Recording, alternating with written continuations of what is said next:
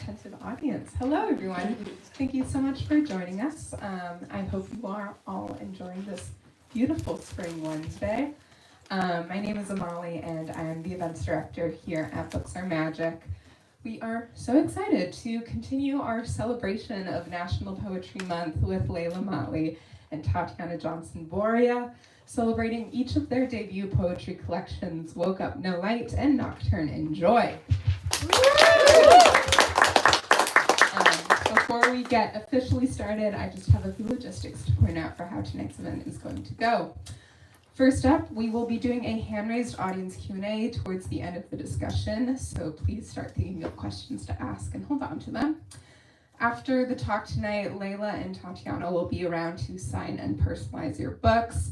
That's going to be happening at the alcove next to where you checked in. We'll let you know where and when to start lining up for that. And lastly, if you're joining us virtually on the YouTube live stream, we would love to encourage you to buy a copy of Woke Up No Light or Nocturne in Joy online using the link in the live stream description. Okay, now let's get into this. Both of these collections, which by the way look just absolutely stunning next to each other, touch gracefully on the beauty, vulnerability, and dissonance of Black girlhood and the complexities, joys, and tragedies of growing up within the larger oppressive systems of today's societies. They are an utter masterclass of the poetic form, and we are so honored to have these poets with us today to read from and discuss their work. Leila Mottley is the author of the novel Night Crawling, an Oprah's Book Club pick and a New York Times bestseller. She is also the 2018 Oakland Youth Poet Laureate. She was born and raised in Oakland, where she continues to live. Tatiana Johnson-Boria is the author of Nocturne in Joy and a recipient of distinguished fellowships from the Massachusetts Cultural Council, the MacDowell Residency, the Brother Thomas Fund, and others. She's received honorable mention for the 2021 and 2020 Academy of American Poets Prize and teaches at Emerson College, Grub Street, Catapult, and others. Find her work in or forthcoming at Plowshares, Kenyon Review, Pleiades, and more. Okay, that is all from me. Without any further delay, please join me in giving a warm welcome to Leila and Tatiana.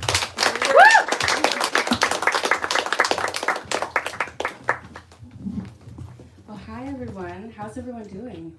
Good. Oh, please. Poetry is an oral tradition, so I think we'll both appreciate hearing your voices. I'm so happy to be here. And hello, YouTube. I hope you all are doing well. I'm going to read a couple poems for you all. First, I want to start with a quote from Lucille Clifton, and which she writes, "My mission is to heal Lucille, if I can, as much as I can. What I know is that I am not the only one who has felt the things I feel. And so if what I write helps to heal others, that's excellent. But the main thing is for me to not fall into despair, which I have done on occasion and could do at any time."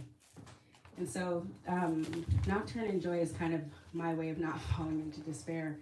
And Lucille Clifton is, such a beacon for me in my work as a poet and as a Black woman and, learning about survival. So I like to open with her because I feel like I want to conjure her maybe in this space. I'm going to read maybe 4 poems, and then I will hand it over to Leila. The first poem, I'm going to balance here, has the title is a headline from the New York Times from September 24th, 2020. It reads, "Since 2015, 48 Black women killed by the police and only 2 charges. I am the only Black woman in the nail salon. I'm here to become a more compassionate version of the self I am buried in. I revel in choosing a color to gather my infinite. The bottle reads, 'Hold space.' The woman smiles at me, guides me to the seat. I ready myself to place my hands in hers, for the meticulous shaping of fingers, for the refining, for the eroding of errors. The leaching polish from months ago claws itself visible. In moments she erases the memory that I have tried this once before. Another day of grief capsizing the yearning for vibrance colliding with the depth of my skin. My favorite thing to tell a Black woman: I love your nails. The light of her face when someone recognizes efforts to care amidst the world's neglect. I do not remember learning carefulness anywhere else. I think of my late uncle's girlfriends, the different women, hair gelled atop heads, heavy gold hoops, like my mother's, SWV angels, their nails, oh their nails, constellations rising. And hopefully you all don't look at my nails because it's not that exciting. This next poem, can you hear me if I have the mic on here? Yeah. Okay. I need both of these. Thank you. I am from Boston, Massachusetts. I rode the train here today. I used to live in New York and I used to live in Harlem, so it's kind of nice coming back here. I grew up in Roxbury in the South End of Boston, if anyone's familiar with those areas, and predominantly Black and brown communities. And I got the opportunity to teach a poetry workshop for these middle school girls. And I remember one of them said to me, "Oh, I never heard poems about Black girls before." And I asked, "Well, what have you heard poems about?" And she said, "Apples." So I wrote this poem for her and the girls at Orchard Gardens Middle School. It is too late at the orchard, for the fruit have already fallen, bruised juice stilted on the inside. A girl tells me she has never heard a poem about a Black girl, but has heard poems about apples. I try to sketch her as fruit, red, shining optimism of being alive. How pure it is to be deathless. 12-year-old, laugh filled with glitter. Like Jahi's nails, who look like Cardi's. 10 bejeweled mosaic stems rooted in a Black Oakland girl, thought to be dead. Sweet sparkling, from her cornrows to the tip of her enduring fingers. It is Ruby who reminds me at a young age of how it rarely matters how small and assuming it is to walk to school. The world will crush your belonging. Like Nia's cheeks glimmering, gold, once dew-soaked, her body fallen into the earth, gone. From safety's branch, a thing someone thought to slice. This orchard, this fruit, a glorious ebbing, from voice to movement, born through Sandy, speaking her life into fruition. How weary it is to have arrived, this forgotten harvest, visions of the apples, breathing before a fall.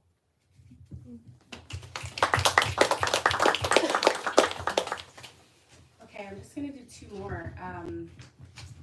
Today is a palindrome day. We can read that day forward and backwards. I love palindrome days, and I love palindrome poems, so this is a palindrome poem. Also, my son was born on a palindrome day last year, and I think it's really exciting. So anyway, this is a poem inspired by Lucille Clifton, read forward and backwards. Okay. It's New York. It's Brooklyn. Lucille celebrates the living. Something has failed to kill the disquieted bones. A celebration erupts from a corpse in descent. Watch them smile in delight. Every tooth the result of someone's prayer. Starshine suckles the tongue. How the mouth carries hymn. The shaking of limbs, rhythmic divine exorcism. Won't you witness seance in body? Won't you see the curve in our backs, the music gliding over? Won't you watch our thriving? Won't you carry us into song? By the world clawing away years of breath just because we were bored. What kind of life leaves us unhaunted by our home? There are no parties where ghosts do not dance with us. There are no parties where ghosts do not dance with us. What kind of life leaves us unhaunted by our home? By the world clawing away years of breath just because we were bored. Won't you carry us into song? Won't you watch our thriving? Won't you see the curve in our backs, the music gliding over? Won't you witness seance in body? The shaking of limbs, rhythmic divine exorcism. How the mouth carries hymn. Starshine suckles the tongue. Every tooth the result of someone's prayer. Watch them smile in delight. A celebration erupts from a corpse in descent. Something has failed to kill the disquiet in bones.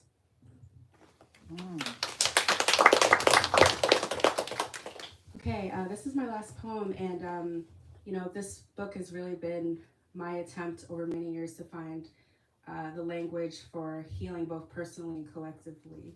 And so I think a lot about joy and Black joy, and in that last poem, I allude to dancing, and I think dancing is one of the spaces where I feel the most joy.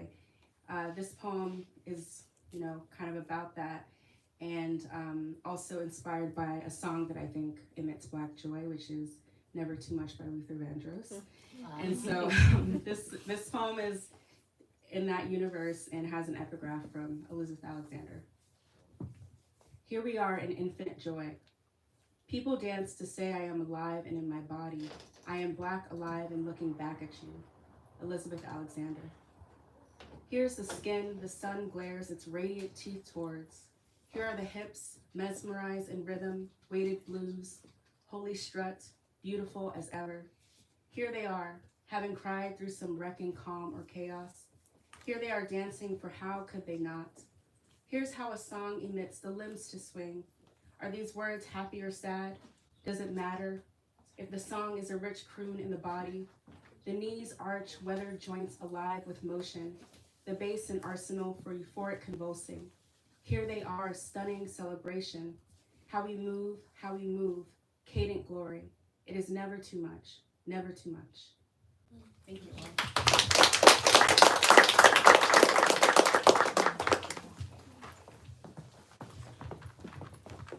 Hi, welcome. That was beautiful. I just want to take a moment and can we snap again? To Tatiana, that was incredible. So this book, Woke Up No Light, came from a few years of me trying to find out what poetry means, and why we write it, and poetry as resistance, but also as a practice that fuels and a practice that allows us to exist as ourselves kind of vulnerably and completely. And so this book is a kind of contemplation of what it means to grow up into a world that often feels like it's dying. So I wanted to also leave space for desire in this. I think that we so rarely as young girls ever get to want things and want kind of unabashedly and unapologetically. So this first poem I'm going to read is titled What a Black Girl Wants. I am the only child nobody bothered to ask, what do you want to be? When you are the scale of a mountain and all your teeth have wobbled and fallen down your throat. If they had asked, I would have said, I'd be a boulder of obsidian, be a winding road to the bottom of an ocean, be the nap you awake from dizzy, a symphony sans sound, a fish afraid of drowning, a lemon tree in the desert.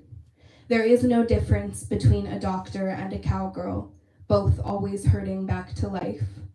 What would you want if no one was around to see it? The child sighs, a hiccup giggle. Nothing, she says, nothing at all.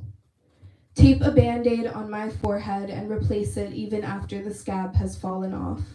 I have been shadowboxing with an imaginary friend for so long, I think my friend turned real. I want a house today. I want a chariot. I want your eyelashes glued to my skin. I want to cinch the hood of my sweatshirt on a dark street. I want 3 days of sleep and broth delivered straight to my stomach. I want the volcano to erupt, just so I can quit holding my breath. If you had bothered to ask, I would have told you I know how this goes, how I will stretch and scramble and rearrange, how you will squeeze at my sides, my throat, my stomach, how I will compress and contort and render myself a pulse, quicken and explode and retreat, and you will say, after all that you did, she had so much potential. She could have been the comma before your last words, your child's favorite nanny, a good girl. And I would say, after all that you did, what a shame. Of all the things I could have been, never once did you think I might not want to be small.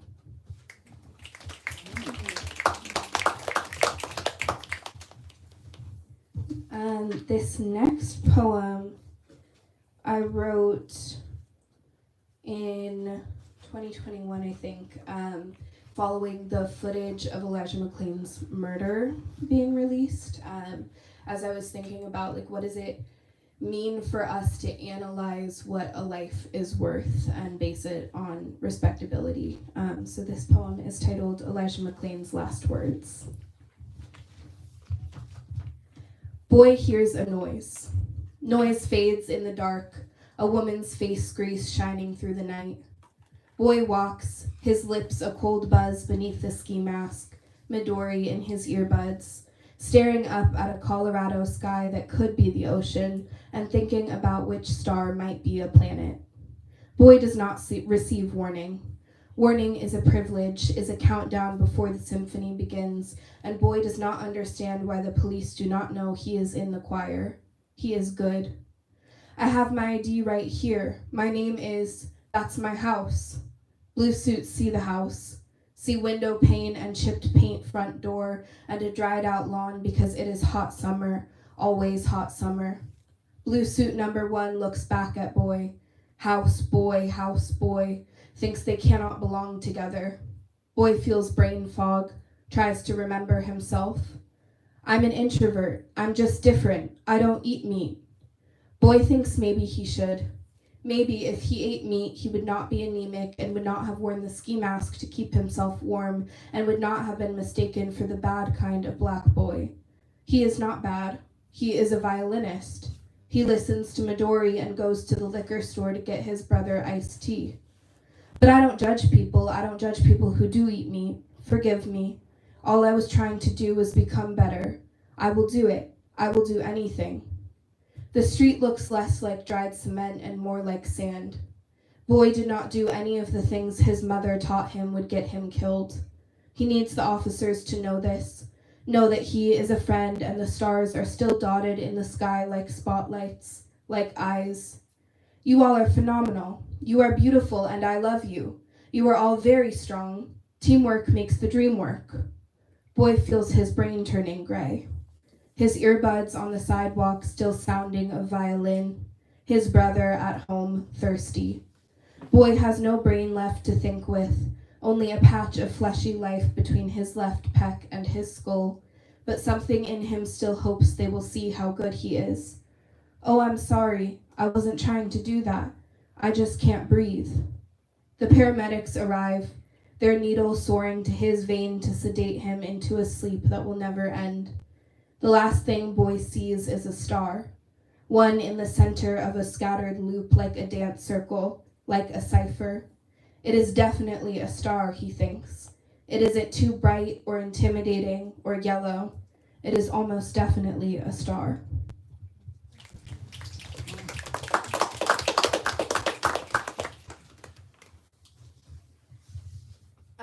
This next poem is an erasure poem. Do we all know it? Erasure poems? Yeah, all right. So the text that I used was from this genealogy project I did where I tried to trace my roots back as far as I could. And I got to one of my great-great-great-great-grandmother's, Nan.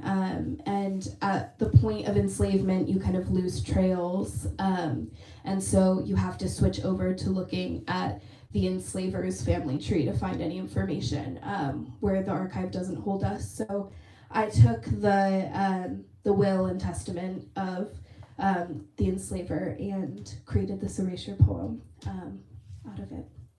So this is titled My Greatest Grandmother's Will. In the name of state, of body, memory, and knowing, now being one on the watery river of 300 Negroes called Nan, horses and cattle and life, I give my youngest boy one will, and the Negroes shall descend, the lawful heirs of my body not to be sold away. One plantation, 100 acres, bounding myself, my daughter, one Negro woman called, one Negro girl called. I rose with wine. It is my will that one child die, that so losing shall entitle one of my children to forever. I gave unto my beloved girl this last day of 1,790. And then to end on a high note, I'm going to read a little love poem, if that's all right. This one was written in response to my wife's favorite poem, Want, by Joan Larkin. That's titled After Want. I want a 3-bedroom house and a child out of each of our eggs. She wants this apartment and both my hands to hold. Maybe one day a bathtub to soak in. I want to buy every book I lay my eyes on and stack them like a border between us and everything. She wants a bookshelf made of solid white oak and a library card to fill it with, then empty it again at the end of the month. I want 10 vacations and endless ocean blue, my summer foundation in the winter. She wants to stay put, light up a gas fireplace, take a nap on the stretches of my stomach. I want to work into the night until I remember I have not kissed her today. She wants to come home from the office and wrap herself around me before sunset. I want 2 cars, a bungalow with an in-law unit and a hose, a red pit bull the color of her hair in the sun, 2 babies named after all the women I have been, a pool to dive in, a moon to sip, an airport that takes us to everywhere at once. Her, always her. She wants to no longer want anything at all, lock the door at night and hope for nothing.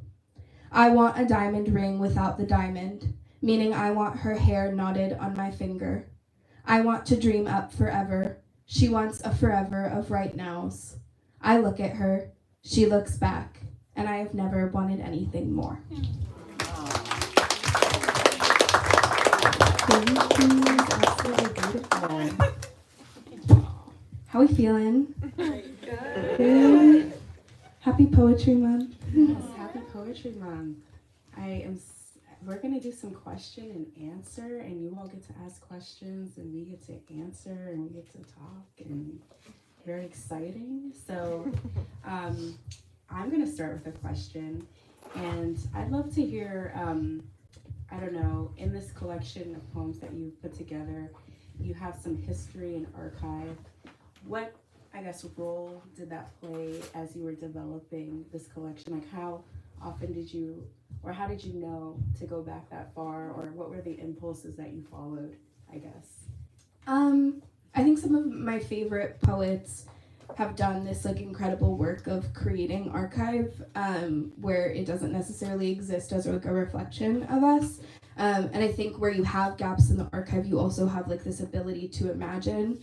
Sadia Hartman like does this in her work, which is like when there is no written record of us, it also requires us to be in a space of creation. And I think poetry in particular does that so beautifully because it gets at the core of like what truth is. And so much of truth is like about feeling and essence. And so I think that in my work, like a lot of what I do is like kind of try to trace back my own history and the history of my family and ask like questions from a different angle. One of the poems in this book is called like The Fifth Girl of Birmingham. And I watched this interview with the surviving girl of the Birmingham bombing and thought about like what does it mean to be the surviving one and what does it mean to like hold the weight of existing in the aftermath of that, and that is like how this poem was born. So I think a lot of it is like also asking questions that we so rarely get the chance to ask and even more rarely get the chance to answer. Yeah. I mean, what a political act of taking something that was written to dehumanize someone and like creating a life from that will exist. So I think that's really incredible how you could do that with history, you know? Yeah, I mean, I love how much you like use Lucille Clifton in particular as like this beacon and this like echo through your work. How do you think about creating like and continuing that legacy? Yeah, there is a poet that I love who passed away, Camila Aisha Moon, who has a book called Star Shining Clay, which is she's inspired by Lucille Clifton. And she was, I don't know, Camilla Ishmael just saw me as a poet and made me feel seen.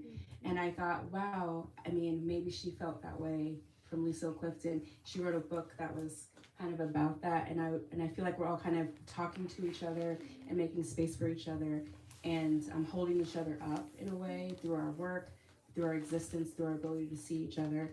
And so I feel like that just has to be in what I do, because I don't think I could do it without that, like ancestral, but also like very present connection with other Black writers, Black femme writers.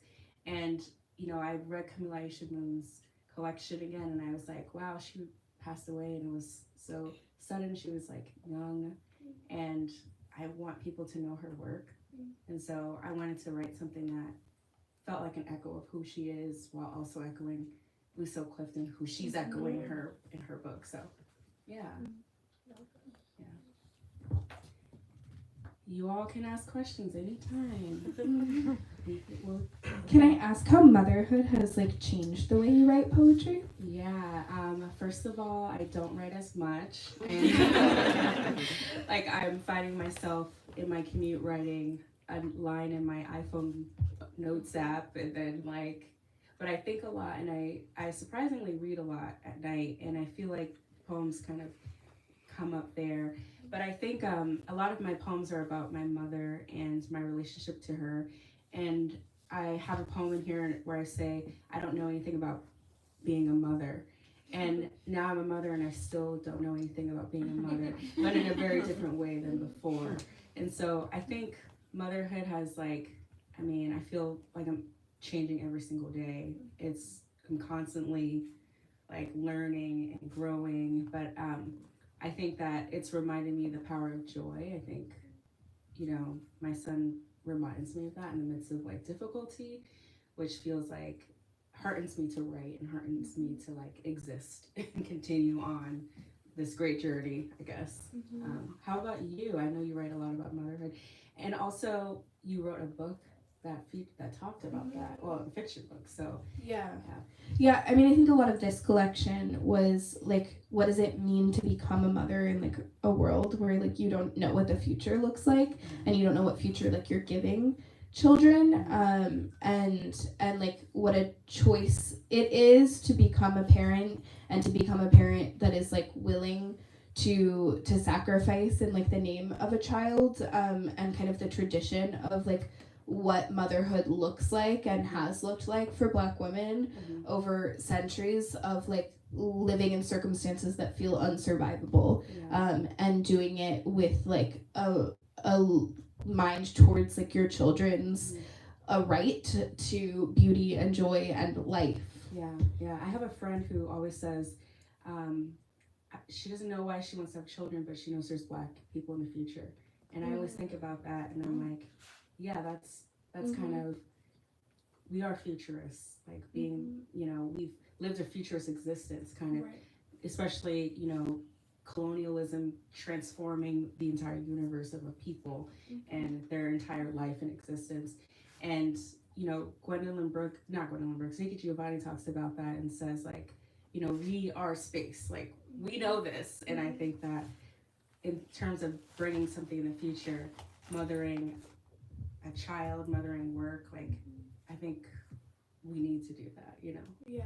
And I think reproductive justice is just as much about the right to not have children as it is about the right to have children. And kind of the fact that we only think about motherhood as you have to have these specific sets of resources, that's not how it's ever worked. And we should all be entitled to the right to want and have children, and to be able to give children a life full of poetry. Yeah. And caregiving, I think it's so understated in our society, and caregivers don't get enough attention, credit, policy, money, all of these things. But I think it's one of the most, it exists outside of capitalism too, to be a caregiver. You're not always making money in the act of caring, or helping, cultivating something. And I think that's important. It's a sacred thing that I think we have to make space for in all ways, You have a background in film, right?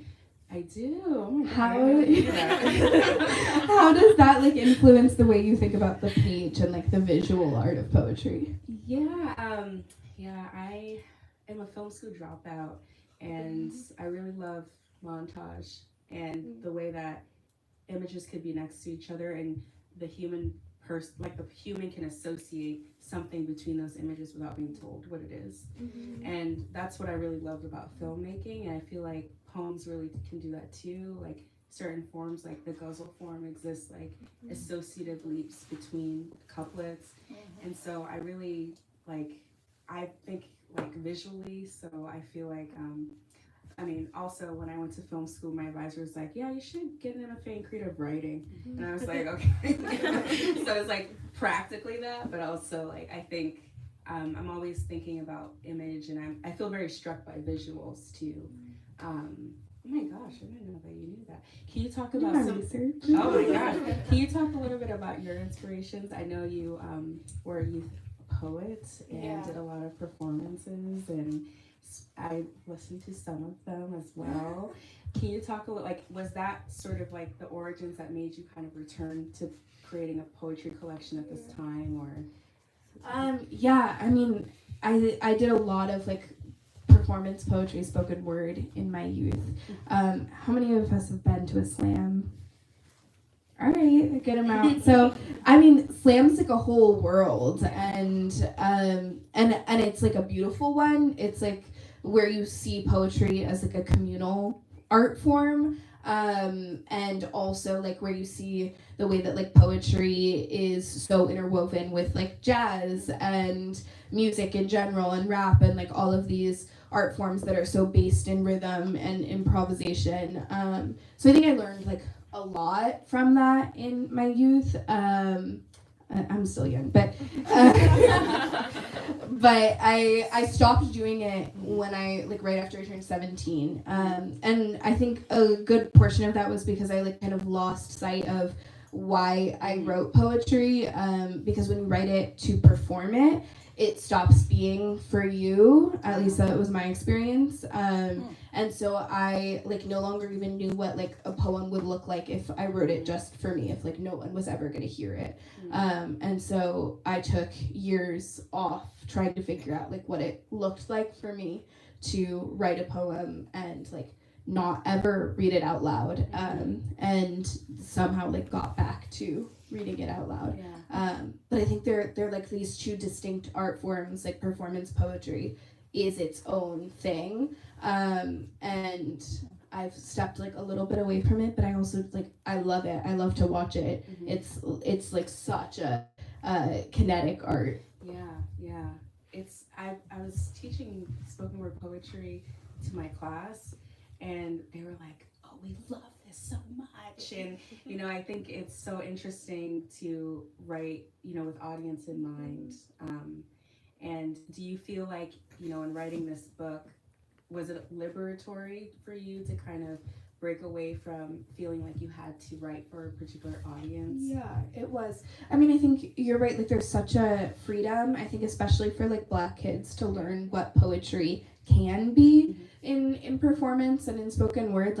I think I kind of allowed myself to remove the limits of what I at first believed poetry was, and it's so true. We hear poems about apples and the snow, and it's really hard to want to to see yourself in that whatsoever, but also to see yourself even in the convention of it. That was never going to be the way that I wrote, because that was never the way that I thought or spoke, and so I think that when I started writing my own poetry, I was able to find this free space through the idea that I could read it out loud and it could fill a room, and that it didn't have to be sparse or confined or rhyming or any of that.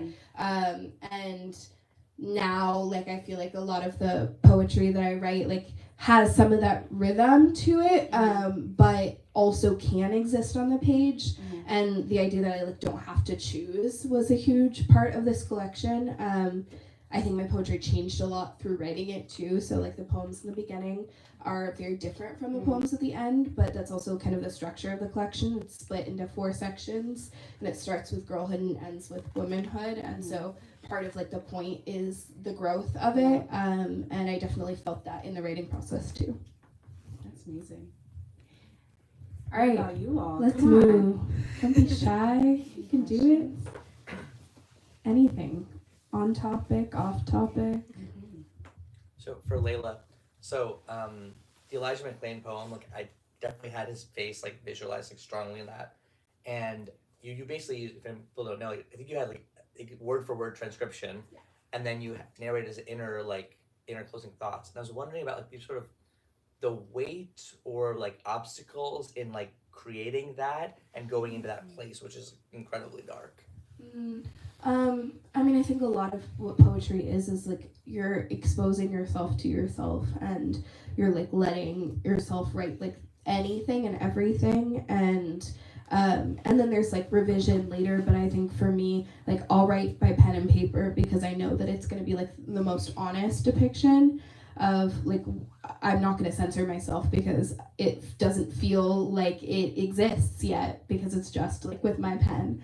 And I think with that poem in particular, like there's a way that you have to sink into it and let yourself like feel all of it. And there were like parts of that poem like that went on and on and on that I ended up cutting back to like kind of the most truthful, pure parts of it. And I think a lot of it was like there was discourse around Elijah McClain's murder, but I think that he like depicted something that is so true about how impossible it is to prevent our own deaths. And like when you think about that, when you think about the lack of control, like when you think about us trying to learn how to act and behave and exist in order to be safe, and the fact that like there is no way to be safe, I think that there is something to learn from that, and there's something to learn about like the ways that then we parent and the ways that we exist ourselves, and the like censorships that we put on ourselves to try to become safe, and the falsehoods that exist within that. So this poem was like built out of a lot of that, and I think was both intense and like cathartic to write, because I think we're very at least the way that I was raised, like there are rules to the way that you're supposed to exist, and they're supposed to make you more presentable and tolerable to the world. And the fact that they like don't always, I think, is scary. Like it's dangerous to not have any way to protect yourself. And so this poem was like a way to confront that. Are there any parts of your personal life that are off limits for poetry? Like, are there any boundaries you have for yourself with what you're willing to put on the page? Wow, that's a great question. I'm gonna say no. I just think that timing matters a lot for when I can write about something. For example, the birth of my son, I didn't write about for a very long time, and probably because it was a traumatic birth, and I think I just was able to write about it, and I didn't think I could. So I wouldn't say there's anything I feel like I can't write about, but it's definitely timing. I used to do slam as a teenager, and my poems never talked about anything remotely personal. And I think maybe a few years into that, I wrote a poem about my mother, and I feel like it unlocked making me like actually feel like I could write poems. Like it felt like all those poems before that poem was like they didn't exist. And so I think for me it's like timing, when I can feel like I can something can open up to write about that. Yeah, I feel like there aren't limits to what I will let myself write, but there are limits to what I will share of what I've written. Yeah, and I feel like that boundary is a lot more clear than like what you're ready to write and when you're ready to write it and when you're ready to share it are like two separate things. Hi.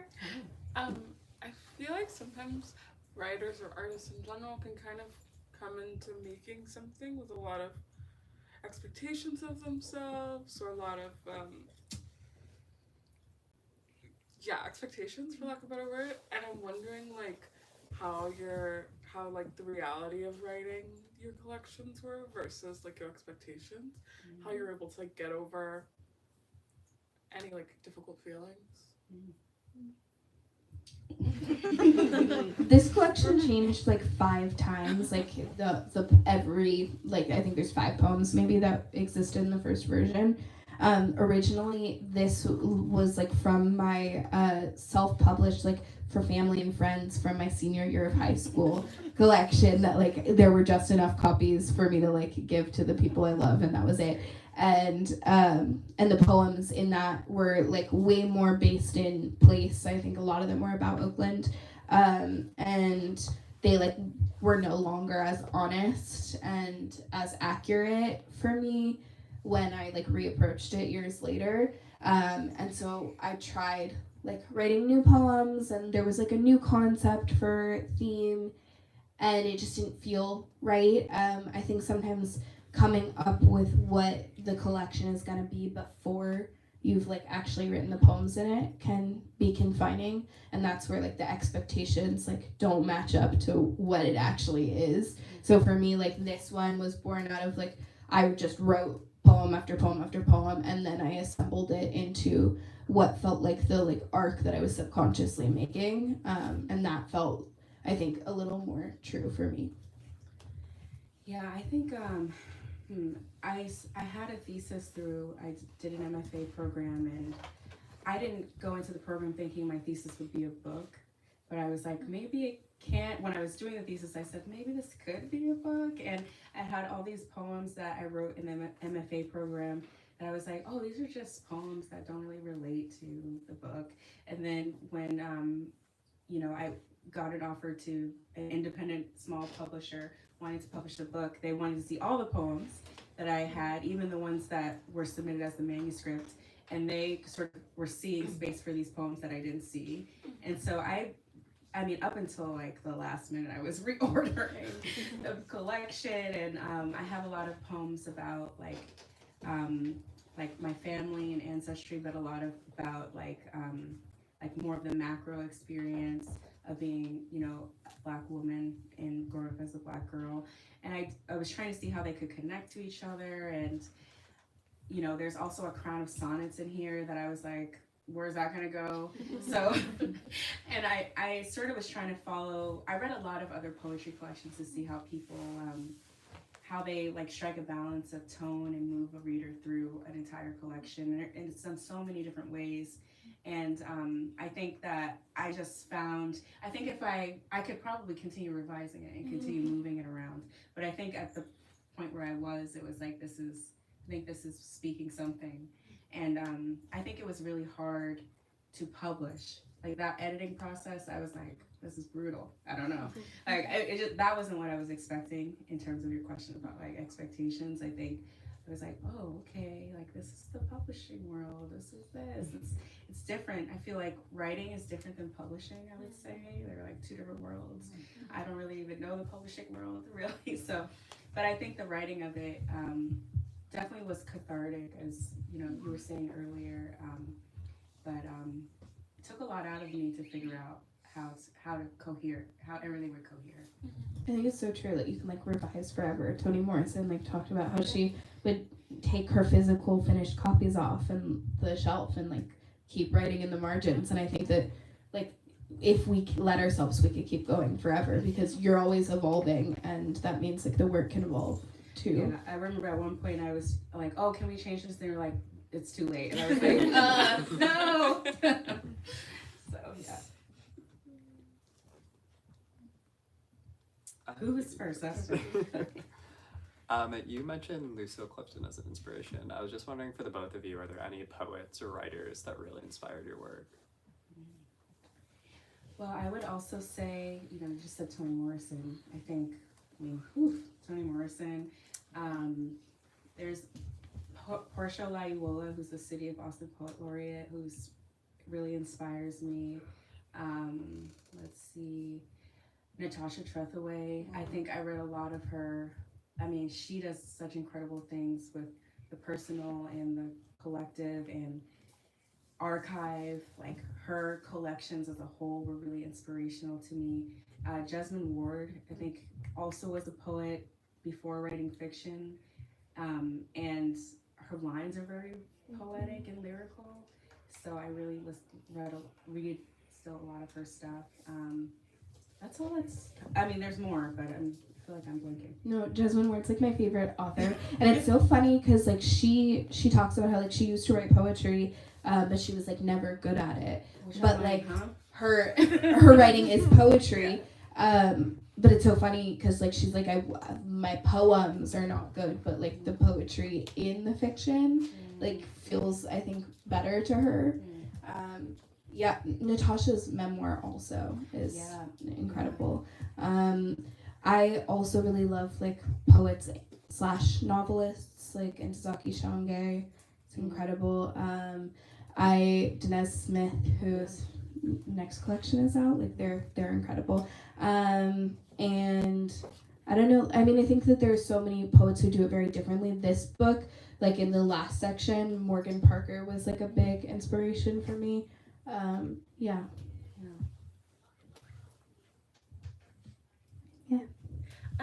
Tatiana, you spoke so beautifully about like, and in your poems about writing within like the very rich and beautiful history of Black woman poets, and so I was wondering if maybe both of you could talk about sort of the scholarship of poetry, and like what that looks like for you, and then how you balance sort of the solitary aspect of poetry writing with how it exists in community. Wow, that's a great question. The scholarship of poetry. Well, I make an effort to. Oh, bless you. I make an effort to read a lot of poems, and poems that I wouldn't necessarily read. And I also look at what other poets are reading. So, like Tracy K. Smith or something, I'll like look in her thing and I'll see who she's talking about in her acknowledgments, and I'll go read those people.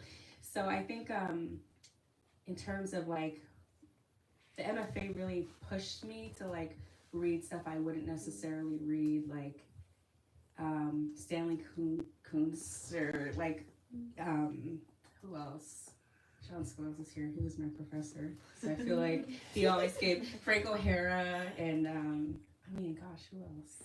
All these other people that I wouldn't normally read and wouldn't feel connected to, especially as a Black woman.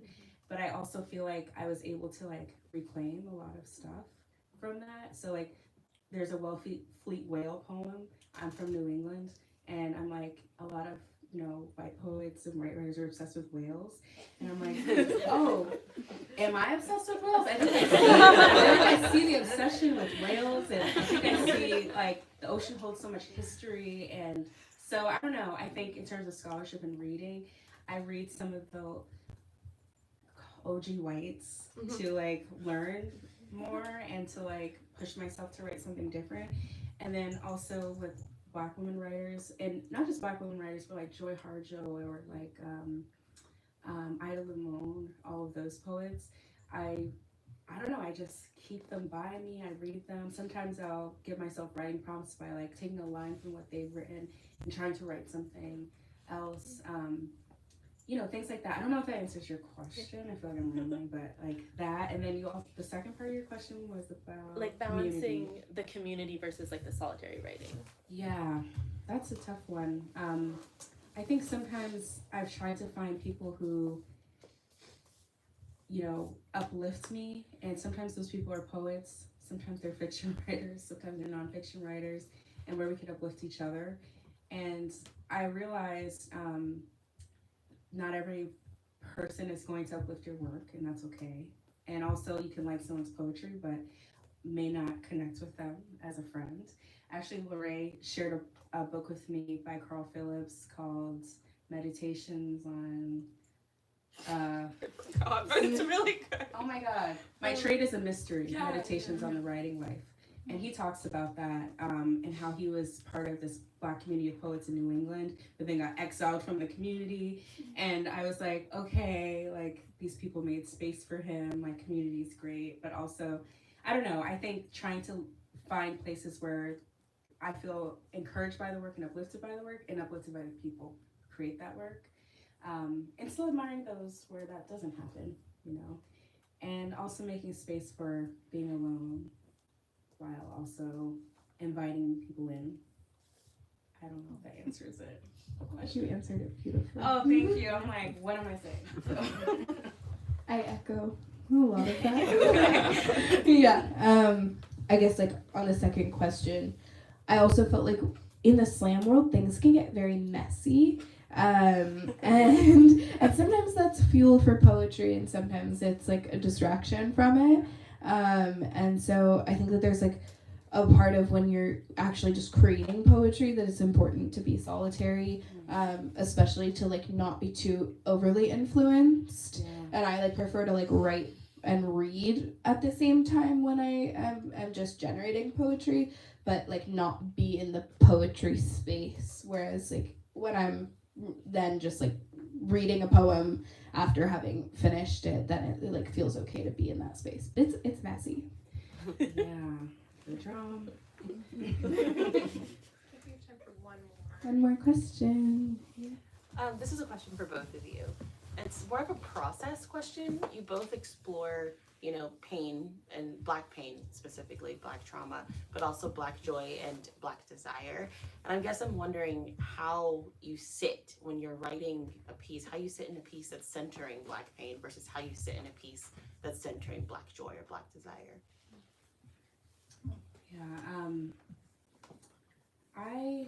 Yeah, a mentor of mine talks about rituals that they set for themselves when they write. Like they like put their hands on the ground or something to ground themselves. And so I started doing that process with like pulling tarot cards or something, or lighting a candle. And every time I finish, I blow the candle out. So if I'm writing about something difficult, it allows me to say, okay, this is contained in this space, even though it's sometimes reality of life. I think that both types of work they're interconnected. They allow for each other. I don't know, Won't You Celebrate With Me, the poem by Lucille Clifton, it's like literally about I have not died and so much has tried to kill me. But it's like about celebration at the same time. And it's like so meshed. And I think that for me, my process is to like allow both of those things to sit in the same place. Like building containers for myself so it's not overwhelming. So I hopefully that provides an answer. Okay. Yeah, I totally agree. Like, I think they kind of have to exist together in some way. Like, I don't think you can fully feel and appreciate the sense of like joy and freedom without also experiencing the contrast of it in a poem. And so I think that like I don't create as much of a container between the two.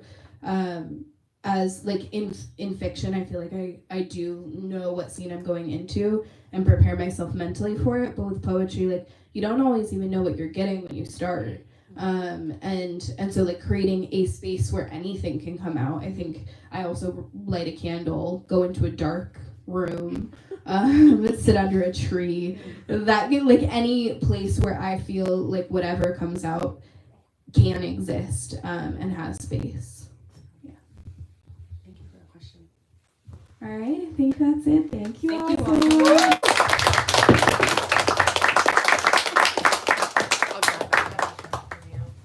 Yes, thank you all so much for coming out. Thank you to everyone who asked such fantastic questions. And thank you both for asking each other amazing questions and for reading your work. This was really such a special evening. So just a few final reminders before we wrap up. If you're still with us on the live stream, you can buy a copy of these books by clicking the link in the live stream description. For those of you with us tonight, we have plenty of additional copies of both collections available for purchase at the register where you checked in. I highly recommend checking both of them out. Again, look at just how stunning they look next to each other. They're just begging to be on your shelves. They will both be around to sign and personalize your copies. That's going to be happening where my coworker Gold is currently standing. Thank you, Gold.